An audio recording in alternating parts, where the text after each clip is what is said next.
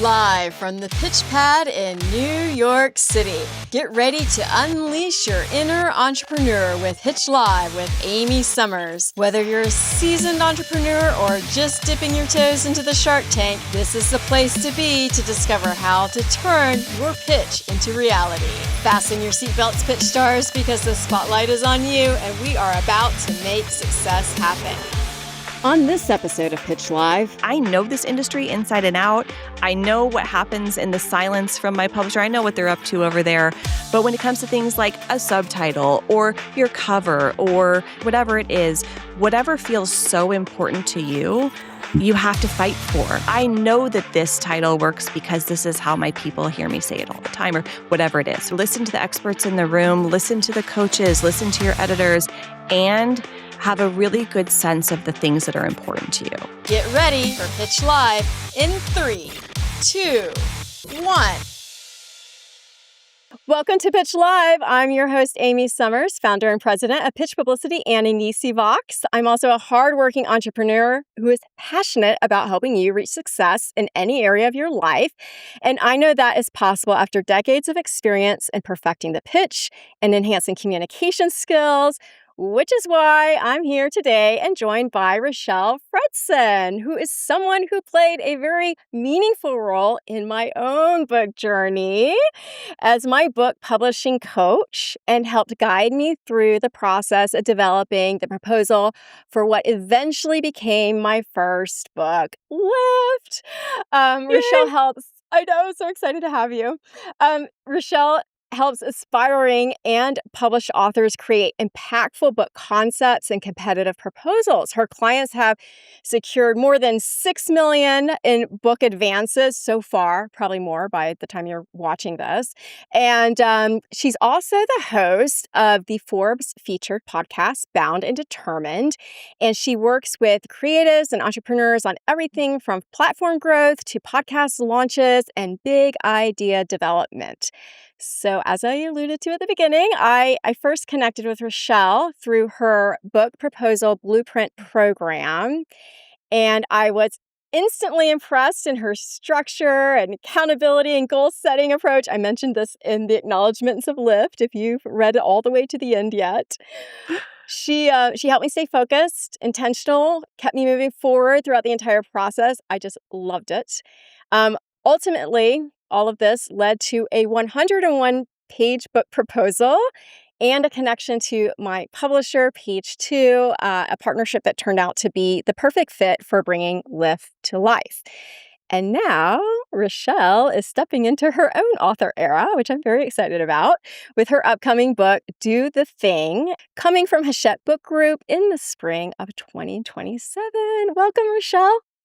Thank you so much for having me. I'm thrilled to be here. I'm so infinitely proud of you and this amazing book that you just launched. And it's always such a joy watching someone transform into an author, because we've been in the communication space for some time, but to do and create something that's so uniquely ours is really empowering. And I got to watch you go through that firsthand. It was such a joy.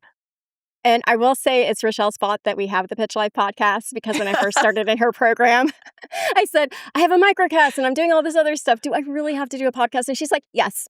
I was like, ugh. But I have to tell you, I'm really glad I started Pitch Live podcast when I started with you, because it was a great place to do all my research for the book. And that's right. And then it just ended up blending together. So if you read the book, I often reference many, many stories, which I've told now in this podcast. And actually the people in my book have told their stories firsthand through the podcast. So I have to thank you, Richelle, because you pushed me to do it. I'm like, oh, I can't do one more thing. And you're like, you have to do that. And you have to do a newsletter. And I just sucked it up and I did it.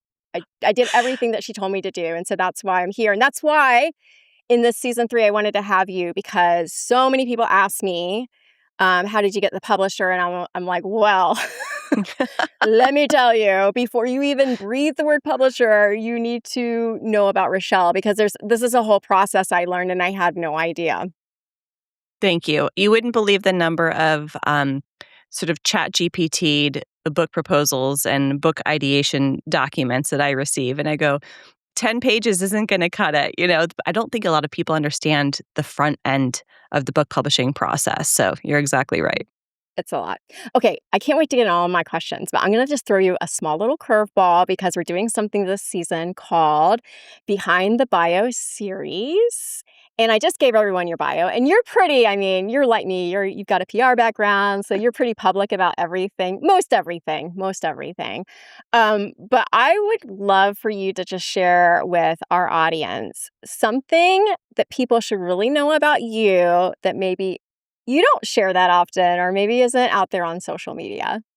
Ooh, this is a great question. Well, I'm a drummer. And a lot of people don't know that. It has been a few minutes since I have Mhm. been on stage or behind a drum set, but I choose to believe it's one of those skills like riding a bike that you never really, really lose it.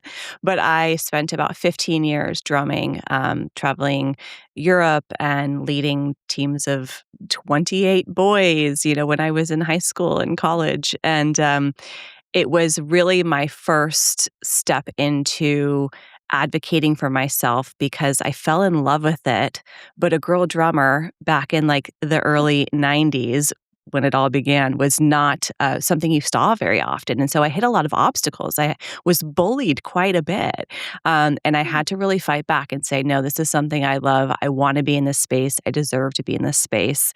And so it really felt like that first step into my own empowerment to really fight for something that I loved, even though the world was telling me I wasn't accepted. Actually, this is all making sense now. And now you're doing Isn't this for other people. You're like you're like the drum leader leading them into their passion. Okay. Totally, Okay. totally. Okay. Yeah, This and is going to it's all wrap up making sense. really good at the end, I think. I have a feeling. Okay, so from drummer to you got into publishing. Before Yeah. we dive into all these questions, I want people that may not know who you are because you are a very recognizable voice in the publishing world. But now that I have been immersed in the publishing world, I will tell you this was foreign to me. There are movers and shakers in this world. Richelle is one of them, but I did not know her before I got into it. Can you tell everybody how your journey into this industry began, just so that they have the background on you and your area expertise as it pertains to publishing? Yeah, absolutely. So, kind of by a happy accident, actually. So, I was working at a PR agency in Southern California and doing big consumer products like WD-40 and McDonald's and United Way nonprofit. And um, there was, it was fun. There's big budgets, big money, and I was enjoying myself. But I kind of felt, is this the forever, Rochelle, or is this just fun right now? And back in that day, you had your resume up on Monster, which I'm not even sure if it exists anymore to really date I myself. remember that. But I got a call from a publisher who said, "We're local in San Diego. We'd love for you to come in for an interview. We're looking for someone to really step into our PR team and take us to the next level." And I said, "Oh God, no, I was the Cliff Notes version kid. Like I don't really read for fun. I was not the kid who was like under the covers with a flashlight at night, like stealing in a few extra chapters. Like I was like, just someone tell me what happened so I can go and take this test or do whatever I had to do." And they said, "Well, we have 4-day work weeks. We're a very sort of mom and pop shop type of organization." I was like, "Okay, I'm somewhat interested now. That sounds like a really cool lifestyle." And if you know everyone in San Diego, it's like we went to work in like flip-flops and yoga pants. You know what I mean? It was Mhm. not like the New York style of PR and advertising that you might see. And I went up and interviewed at this publisher, which is Hay House, and just really fell in love with the idea of changing people's minds, which is always what I loved about PR, getting them to think differently or see something, but through book form, because all the books that were coming out at that time through Hay House were very sort of cutting edge, right? Had the way to look at Mhm. our thoughts and our feelings in this different way. And I thought, what have I got to lose? I'm in my 20s, like why not take this chance? So I stepped into this PR team and ended up spending 15 years there, Mhm. really growing up and growing my chops within publishing. So I ran the PR division and then added in the marketing division and then added in acquisitions over time. And what that means is I really sat on both the front end and the back end of the publishing process. So I got to hear about all the book ideas coming in, meet with agents and read proposals and understand what someone really wanted to put out into the world.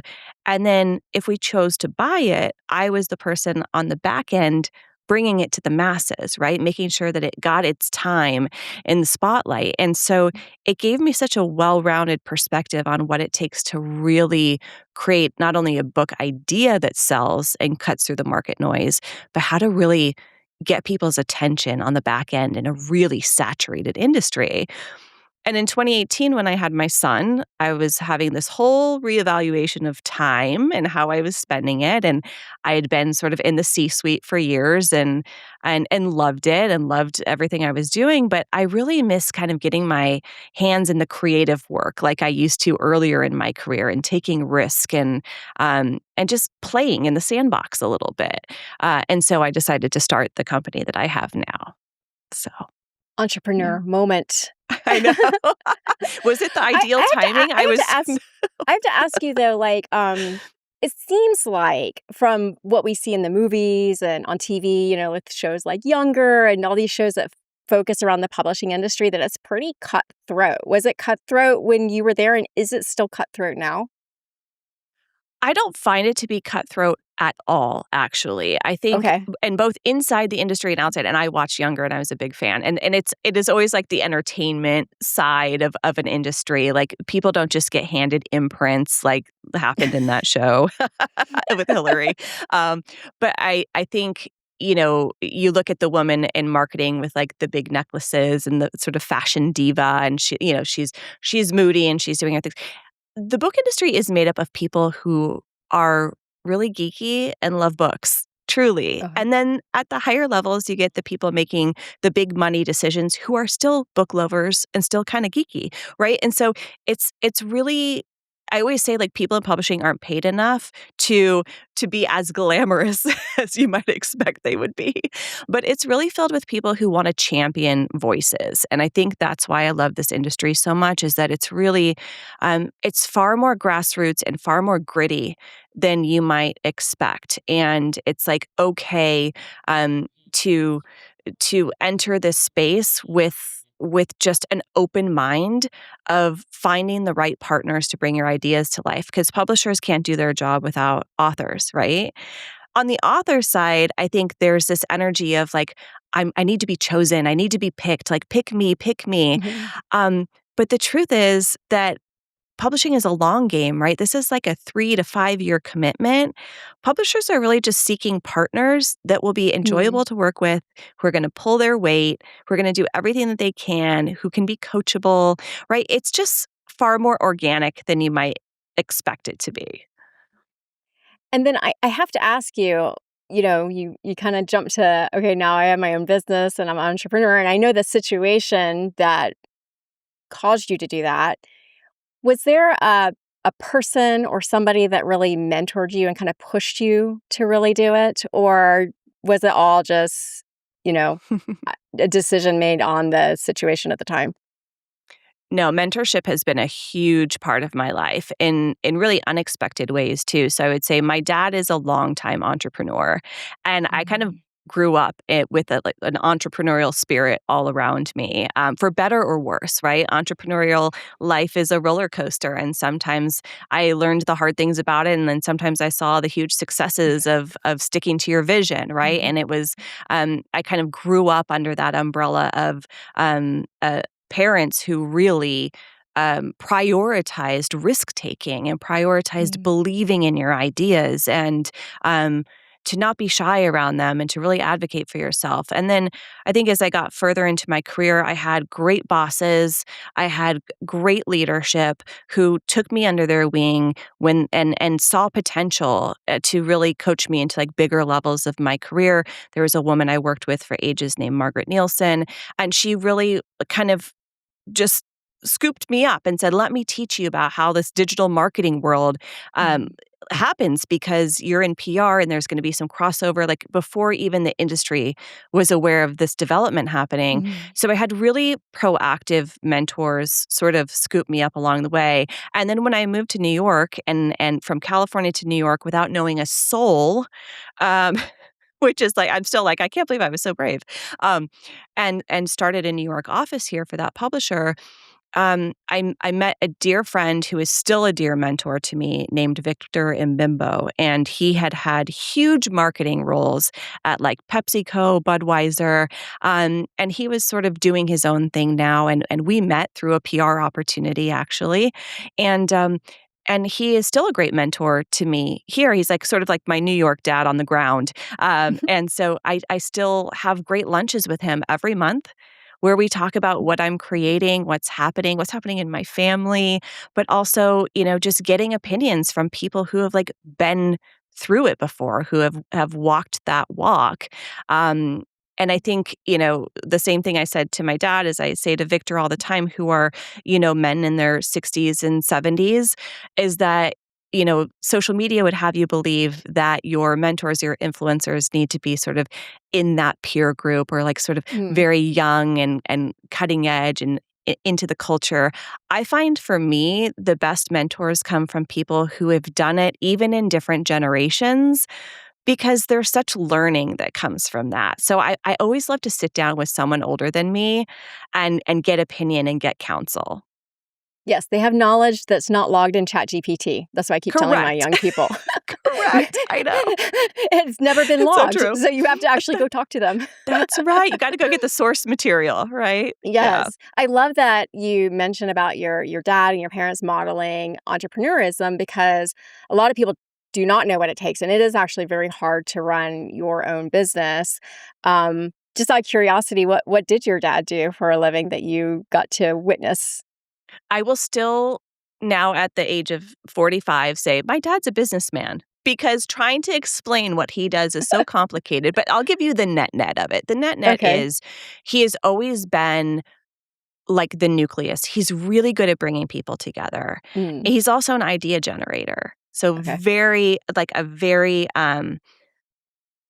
an outside of the box thinker. And so what he does have a law degree. He practiced law for like a hot minute and was like, nope, not for me. But he does a lot with contracts. So he brings idea people together essentially with money people. He helps create the vision for something. And then he writes contracts. He writes policies. He writes the legal side of what things can do. So for example, one of his businesses is child care insurance, right? Mm, That parents can invest into. And if there's a loss of a job through one of the parents, they're insured for the care of the child or their part of the child custody agreement. So his companies are always sort of trying to make the world a little bit easier, a little bit of a mm. better place. And I love that that's the way his brain works. So I was the That's proud that's recipient of great. that.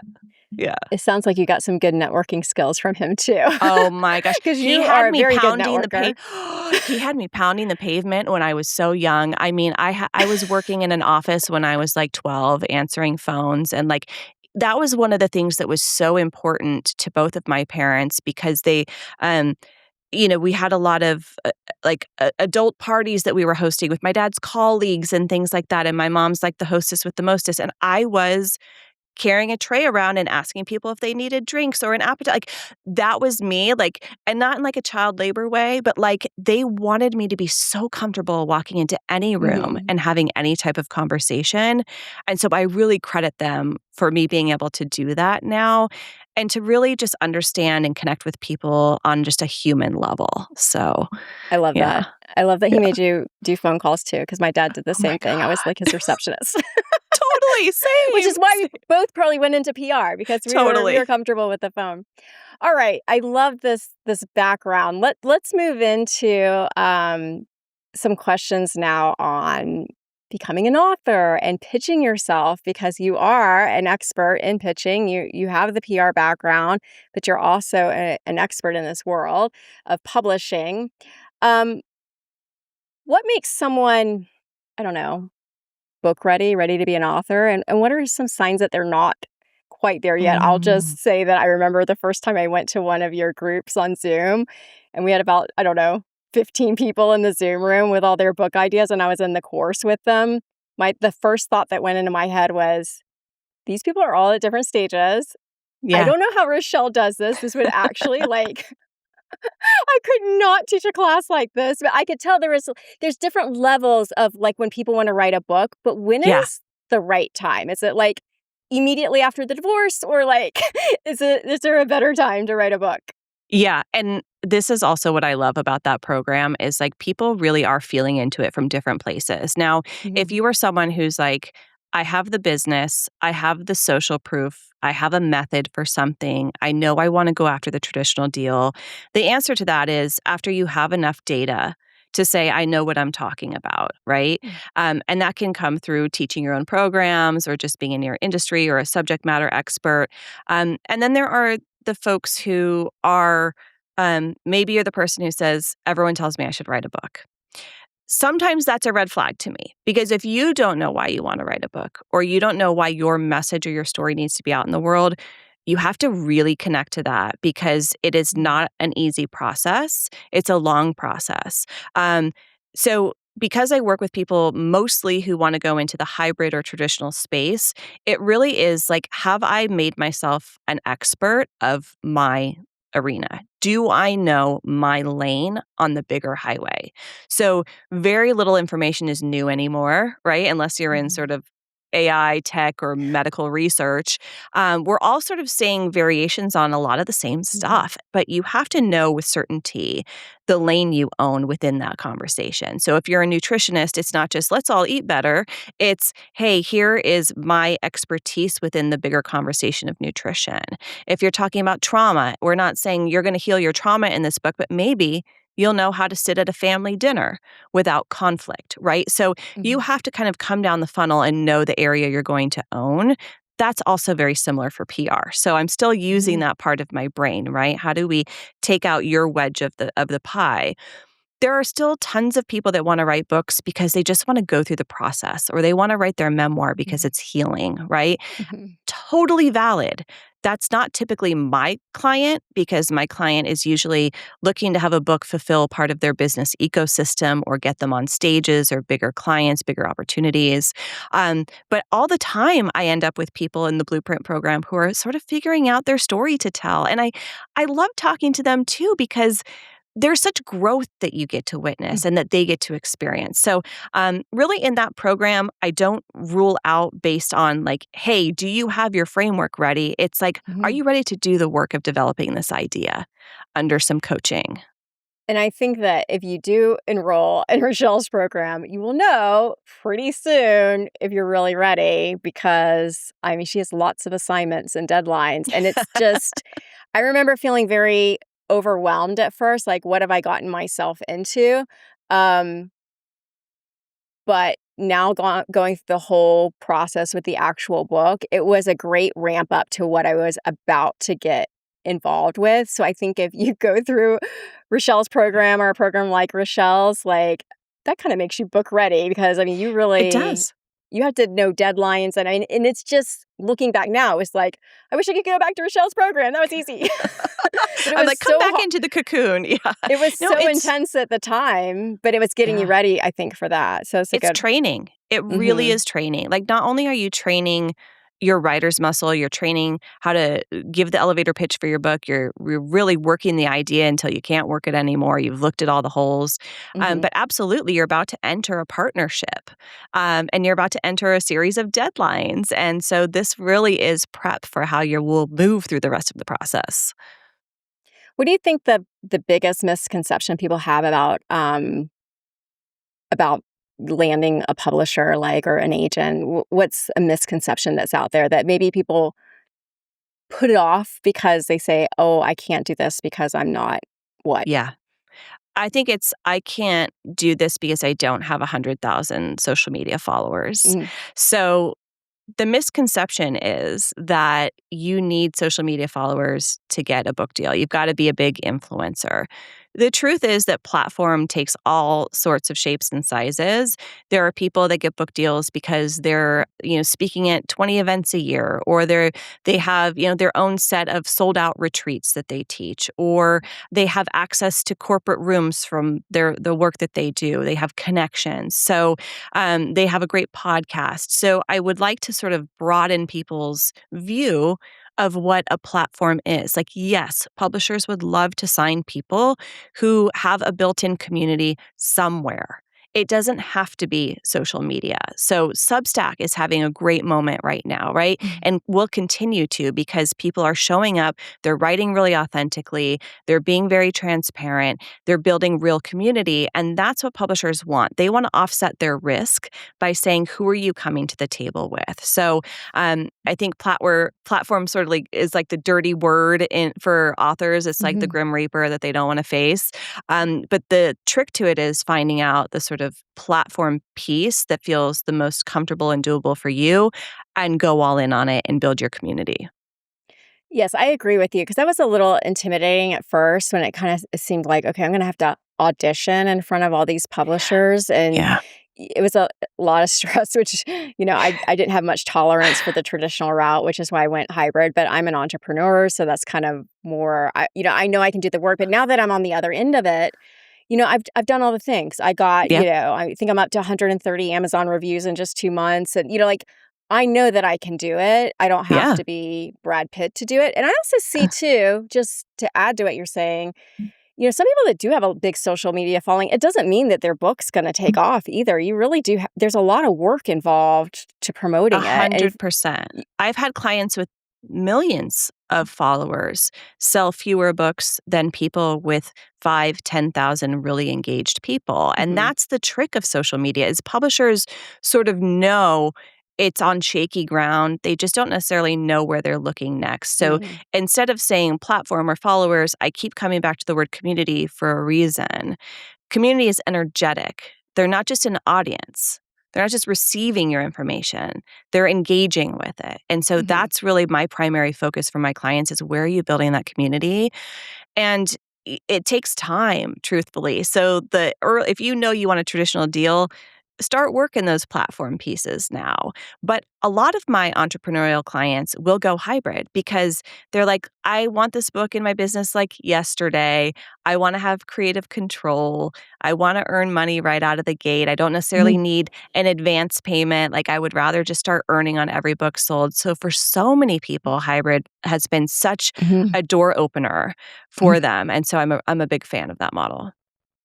Now, you've seen a lot of book proposals, A few. obviously, doing what you're doing now, but even before then. Can you just give us maybe just some subtle mistakes that weaken the book proposal, that, it will not be taken seriously before it's even considered? What should people definitely stay away from in their book proposal? I love this question so much. And I'll give two. The Okay. biggest one is when people say, my book is for everyone.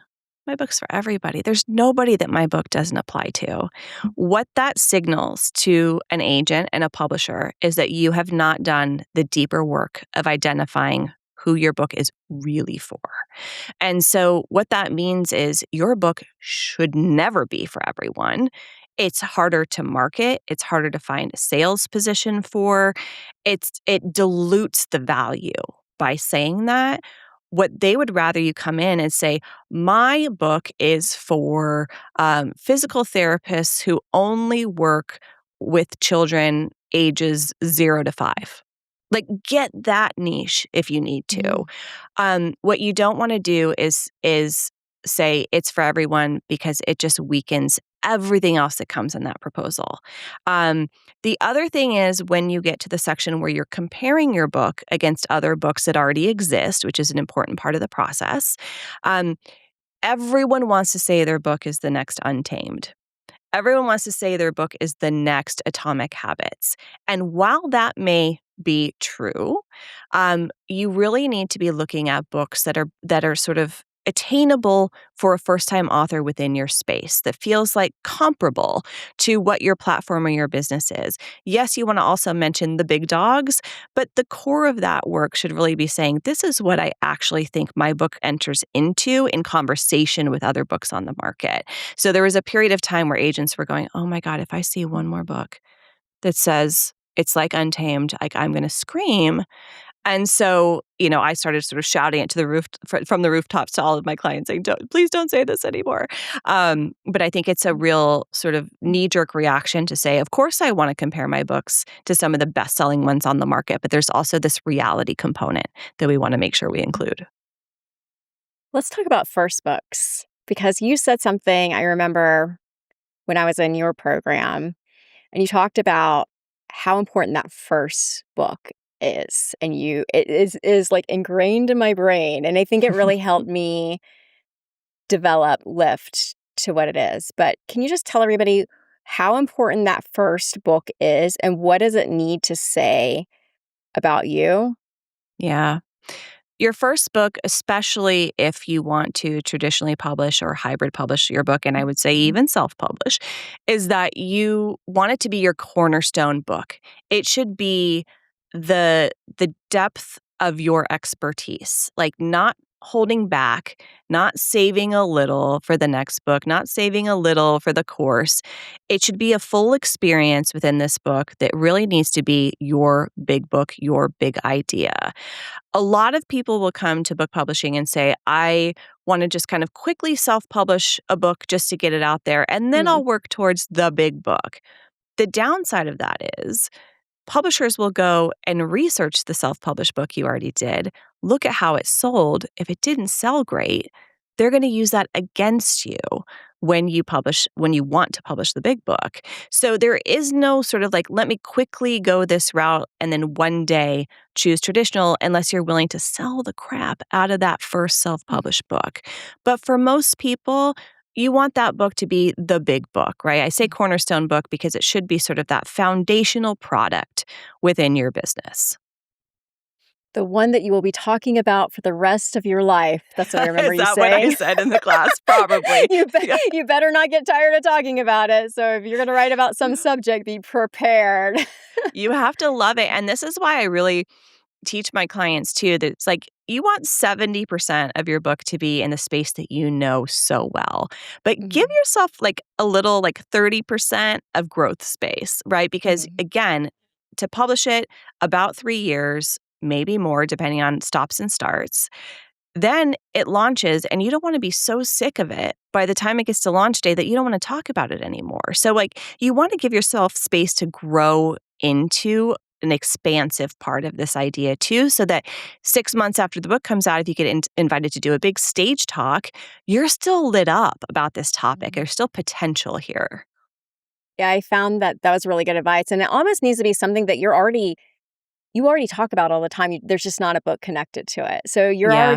it's part of who you are. It's already what you're talking about. I think that's the most natural. I think that people that write about things that maybe are trendy or whatever, they get tired of it too quickly. And like you said, by the time the book comes out, they're already tired of it and they It's want to not move trendy on. anymore. Yeah, that's it. It's like Right. publishers aren't that interested in trend. And I think another misconception is that you have to reinvent the wheel, that you need a brand Mhm. spanking new idea that no one's ever talked about. And that's actually the opposite of what most Mhm. publishers want. They want something tried and true where there's a Mhm. sales track record for it. They know how to market it, but with your spin on it, with your fresh take on it. So if you're sitting there going, oh, there's already people out in the world talking about this, great. That you don't have to be the first to market. First to market is often scary for publishers. Okay, let's talk specifically about pitching because Yeah. pitching has changes all the time. I mean, we've both been in the business long enough to know. I think both of Richelle and I have pitched on fax machines and on phones and on emails and on DMs. So I always Yep. say, I mean, the tools change. Tell us how are the tools changing, or what is the proper way to pitch a publisher? I know some people go through, or an agent. So either Yeah. way, what is the way to do it? Because I remember when I first started trying to pitch agents and it was crickets, I was like, I don't know if this is for me. Like these people, Yeah. they don't respond. They just don't even respond. But like, is I know. there something that you recommend that can at least help somebody if they do want an agent and they do want to go that route, is it makes it more successful for them? I know with hybrid, Yeah. you're technically their client. So let's talk about the hard one. Let's talk about Yeah. agents or traditional publishers. What's the right way to pitch them now? Yeah. First and foremost, pitch them with a ready document, right? And so a lot of people think, well, let me go and email an agent and kind of loosely talk about my idea and see if they want to represent me. And then I'll go build the proposal and yada, yada. Mhm.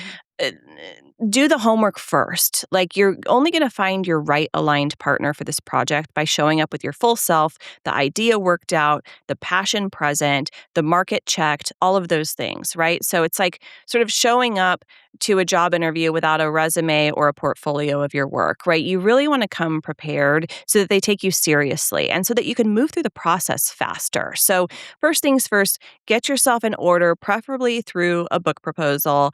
At the very least, a strong query letter, which is sort of the pitch for the book. Within that pitch, you're not showing up to say, "Hi, I'm Jackie. I don't know, I'm a dermatologist," or whatever.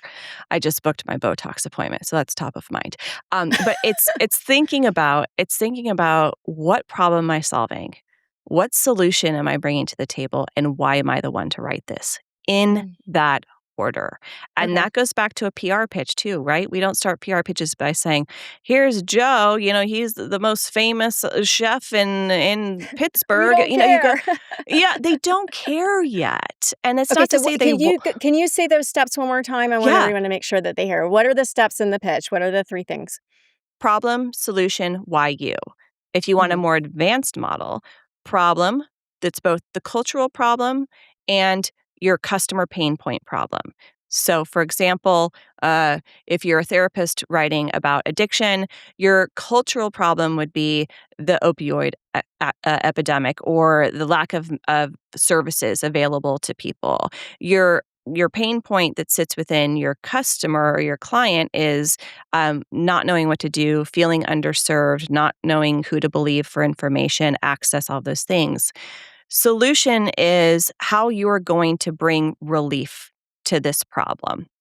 And then urgency is what happens if we do nothing?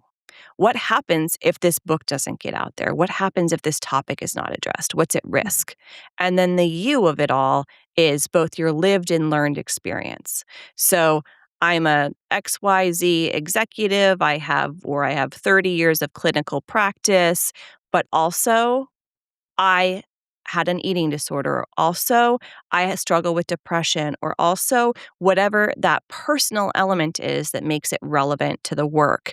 And I think that's a piece that people leave out. They're really focused on their credentials as a professional, that they're not bringing their human side to the pitch or to the work. And from going through Blueprint, Mhm. that's a big part of it, right? Share your Mhm. story, build trust. And so that problem, solution, why you order is the exact way that they want to consume your idea.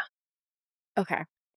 So that's great on how to write up the pitch. So let's talk about follow-up. So we sent first of all, let's get a little technical here. So I'm assuming we would email it. Yeah. Traditionally still, we're still emailing. We're not mailing things. Okay. So we're emailing. Do you put that 100 page or however long your proposal is right in the email, or do we hold that back until they ask for it? Because are we afraid that the attachment's going to, classify as a spam? I mean, Sometimes. Yeah. when do we send the book proposal, or you just freely send it out there because we don't know? Tell us. You really want to file sort of I'm going to take it a further step back before answering that. So you want Okay. to do your research on the right agents for you, right? And there's all these places to do that. Number one, it's like look in the back of comparable books, and they always thank their agent. Look them up on social media, Google, whatever. There's industry places like Query Tracker or Publishers Marketplace where they're going to have databases of types of agents that would represent your genre, your topic. Once you have your list of those people, then you're going to go to their actual websites and look at how they want submissions to be made. Some will say, "Hey, send us your proposal." Some will say, "Send us the first 10 pages," Mm. which would be, I'm going to send the overview, perhaps, of my book proposal. I'm going to pull out the pieces that will be most influential.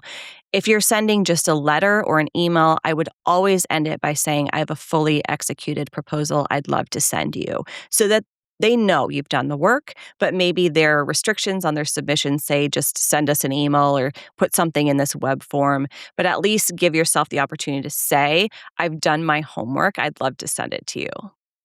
Okay, so that makes sense. Follow directions, folks. You have to go to their Follow website. directions. If you don't follow directions, you're immediately out. And some of And them I then, remember when I was doing it, they even said, if you don't hear back from us in like X amount of time, it's a no. Like, is that really true? Or, because the PR person to me is like, but is it really a no? I I know. didn't hear a no. Maybe you just didn't get You're mine. right. You're right. And Okay. I do this event every year with Farnoosh Torabi called Book to Brand. And we bring together like agents and publishers and all the things. And someone asked this question last year in the audience. And oh, it feels so limiting. Like we're just waiting around for a response because it says like if you haven't heard from us in 8 weeks, you can move on. Um, and unanimously, the agent said, if you don't follow up, we don't know how seriously to take you. You should show Mm, us how much you care about making this arrangement happen. You shouldn't ask us to care more than you. So the follow-up is actually crucially important. And it almost feels like a little test, right? Like they're like, yes. if you haven't heard from us, you have nothing to lose by following up. So I, Right. You're going to get obviously from another my no. PR days, I'm a relentless follower-upper. So you want to do that. You have to be your own self-advocate in this process. I'm glad that you said that because I've always trained people that have worked for me about this because media, sometimes they'll even put it in their email, like, don't follow up with me, don't call me. And, I Yeah. get the nervous, like, young publicist, like, so should I not call? I'm like, no, ignore that. Just call them. Yeah. Yeah. You might get Keep yelled going. at, but let's just see. And it's funny because it's almost like they have those, that's like a barrier. But you're Yeah. right. It almost makes you rise to the top if you get past it. And many times, even with journalists, we find they never got our stuff or, Yep. they didn't know anything about it. So that's interesting that you say that with publishers. That's reassuring. Okay, so you have to get in touch with them. You have to You be a have to be little aggressive. relentless. Yeah. Okay. And if you're following up, try and share something maybe that's a new development. Mhm. But I will tell you more often than not, it's an agent saying, "Oh my gosh, I hadn't seen it come in," or "Oh gosh, it's here in the pile. Let me get to it." Agents it's different than sort of Hollywood agents. I don't find them to be sharks at all. They're sharks when they need to be for you, but they're not tough people. They're looking for books to represent, right? So you just have to be passionate about follow-up. And I will tell you, I learned my first valuable lesson on follow-up when I was in college. I was applying for the only internship that paid at a big PR agency that everyone wanted to get into. Everyone filled out the same application and is waiting around to hear. And it was crickets. And my dad, the mentor that he was, said, you're going to have to do it differently. So I faxed a press release to the CEO of the firm announcing that they'd hired me. The guy had no idea who I was, no clue, but he got that fax and he called me in and we sat in the war room for 2 hours and talked about everything besides PR. And then he hired me on the spot. And it's like, I was the only one willing to say, I'm a dog with a bone. I'm going to do this differently. I love that you say that. I mean, that's what I'm coaching young people now on even getting jobs. They feel blocked by AI. I'm like, you're going to find a way around it. I mean, you just Yeah. have to find a way around it. You can't sit Yep. back though. That's the main message. You can't sit back. Well, this is we're kind of getting towards the end, but I want to get to this because you're becoming an author yourself. Yeah. And now Yes. the teacher is a student. So My I'm own worst very curious. student. It's funny because I went through your program and I got on my journey and then you made your announcement about your book. I'm like, oh, I've been watching you because it's just, I've been dying to ask you these questions. Now that you're in the mix here and you're Yeah. actually doing it, is there anything that you have found in this process so far that has changed how you're teaching your students now that has given you a different perspective? Yeah, I think, gosh, you need infinite patience, right? Because not only because the process is long and you're eager, but because there are so many iterations to the work that the magic is really, and I wouldn't say this is all that different, but I'm seeing it on a much larger scale. From proposal, which is maybe 70 to 90 or 101 pages, to something that's 300 pages, is the magic is in refining something over and over again. And every time I read that manuscript, I found something to change or expand or say differently. Oh, I want to see if there's a study about this. Like, you have to leave so much space for refining and curiosity, even under a deadline. And I will say the self-advocacy piece too, right? Like, I know this industry inside and out. I know what happens in the silence from my publisher. I know what they're up to over there. But when it comes to things like a subtitle or your cover or the title of your chapters or whatever it is, whatever feels so important to you, you have to fight for, right? Or you have to provide data for. Or I know that this title works because this is how my people hear me say it all the time, or whatever it is, right? We did not have to fight about the title. So that was a done deal. They loved it. But there are certain pieces, right, where you have to show up and say, I'm taking the expert advice in the room, and I'm so certain of this one thing that I need you to take a chance on this, right? And so you're always advocating for yourself. So it's important to sort of, like I said, listen to the experts in the room, listen to the coaches, listen to your editors, and have a really good sense of the things that are important to you. Know the battles you want Know the to battles, yeah. take on. So tell us a little bit about your book. Can you give us a preview? Yeah. So Do the Thing is really rooted in my passion for helping women take action on their ideas. And I think that we are the ultimate change makers. We are innovators who have not necessarily gotten the spotlight as much as men have. And my business is not just for women, but the book is.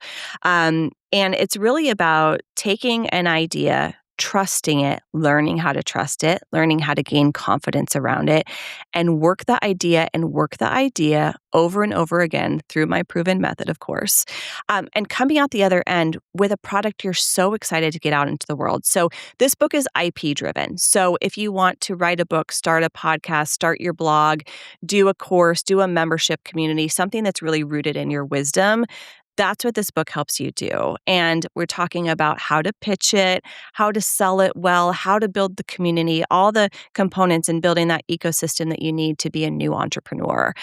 So I find that a lot of the people who come to me are people who are either sort of in the entrepreneurial space and growing into it, or they're people who've left a corporate career and said, I want to take my ideas, I want to take my wisdom and do something different for myself. So that's the part of like building the business you love, right? That we can activate on our ideas, build products that make money, and build a business that we love. I love that. Well, Richelle, thank you so much for joining us today. I know that you have inspired so many people. You inspire me, and I know that you will continue to do so. And I want everyone to share this episode because there's a lot of myths out there about writing books that need to get dispelled. And Richelle's a great resource for that. And be sure to connect with her at richellefredson.com. Where you can sign up for one of her courses or better yet, binge her podcast because I did and it helped me so much. So if you're not even ready to like take that step and get into one of Richelle's groups, if you just listen to some of her podcasts, you're going to be convinced this woman is an expert. Or sign up for her newsletter. I love reading your newsletters. You're such a creative writer. So Thank you. It's like my personal therapy inbox. You know what I mean? Like sometimes you get publishing and sometimes you get what my kid's up to. It's a gamble, but I would welcome you there. Those are the ones I read. I'm like, oh, wait, what's happening? She's on vacation and she's not having fun. Wait, let me read this one. Totally.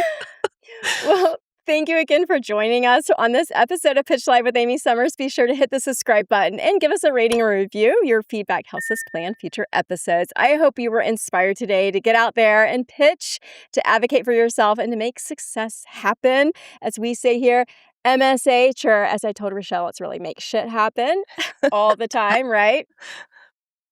And the link is going to be in the show notes along with all of our social media handles, websites. So let's stay connected. And until next time, keep MSHing. Richelle, we can't wait for the book. Thank you. Thanks for having me.